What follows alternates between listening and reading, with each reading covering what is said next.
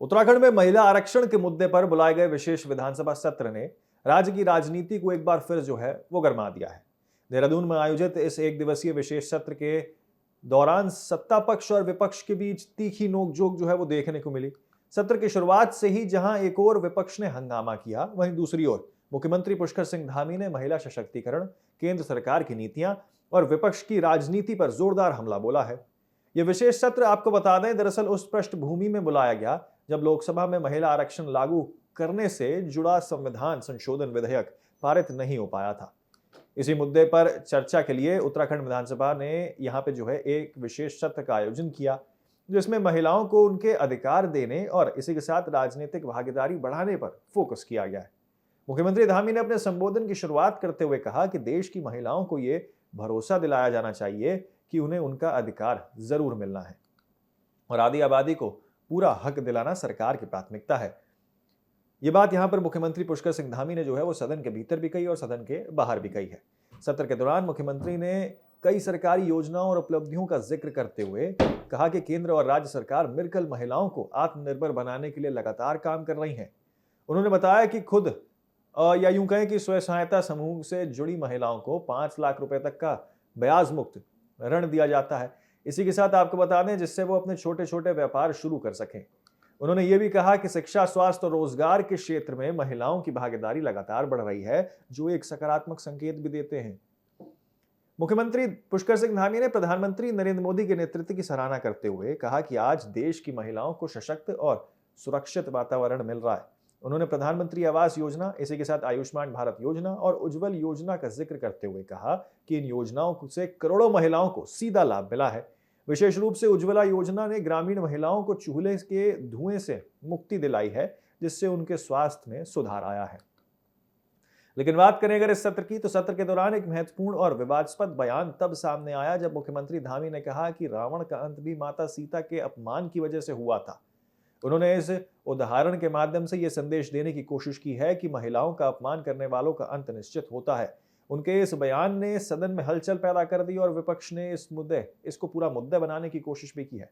मुख्यमंत्री ने विपक्ष पर निशाना साधते हुए कहा कि कांग्रेस और अन्य विपक्षी दल हमेशा झूठ और भ्रम की राजनीति करते आए हैं।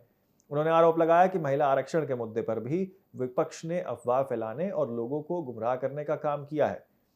धामी ने कहा कि अगर महिलाओं को आरक्षण मिल जाता है तो इसका श्रेय भी प्रधानमंत्री नरेंद्र मोदी को जाता है। ये वही वजह है कि विपक्ष इसका विरोध वो कर रहा है।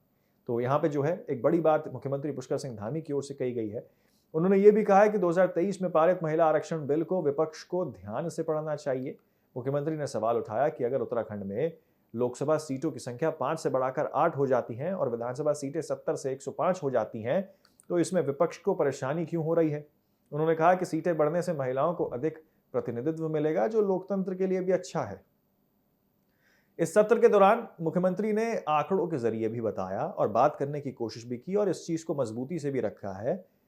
उन्होंने कहा कि पिछले 11 वर्षों में जेंडर बजट में 5 गुना वृद्धि वो हुई है और बेटियों के लिए 5 लाख करोड़ से अधिक का प्रावधान भी किया गया है।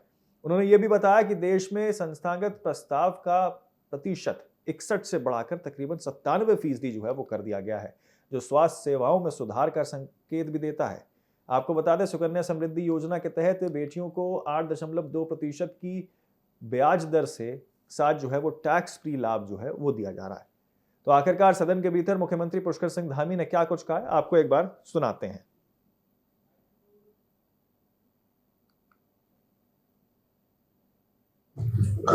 भारत देशवासियों के साथ साथ सभी राजनीतिक दलों को उनसे सहयोग और समर्थन का आह्वान किया था। इस कड़ी में आदरणीय प्रधानमंत्री जी ने अगले लोकसभा चुनाव तक देश की आधी आबादी को उनका पूरा अधिकार उनको मिले, इस उद्देश्य से 16 अप्रैल को संसद का विशेष सत्र बुलाकर इस ऐतिहासिक संकल्प को साकार करने की दिशा में निर्णायक प्रयास किया। परंतु वहां पर एनडीए गठबंधन, कांग्रेस और उसके सहयोगी सभी दलों ने मिलकर इस ऐतिहासिक और युग परिवर्तनकारी पहल को अपने राजनीतिक स्वार्थ के कारण संसद में पारित होने से रोक दिया गया। लोकसभा में संख्या बल के कारण जब बिल पारित नहीं हो पाया तो किस प्रकार से कांग्रेस पार्टी की युवराज उनके नेतृत्व में विपक्ष के लोग कैसे मेजे थपथपा रहे थे, किस प्रकार से तालियां बजा रहे थे, पूरे देश की मातृशक्ति ने उसको देखा।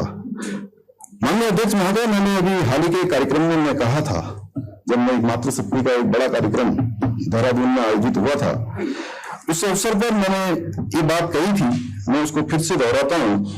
वास्तव में उस दृश्य को देखकर मुझे महाभारत की उस सभा की याद आ गई, जिसमें कौरवों ने जोर जोर से हंसते हुए द्रौपदी का अपमान किया। आपने सुना मुख्यमंत्री पुष्कर सिंह धामी ने आखिरकार क्या कुछ कहा है सदन के भीतर।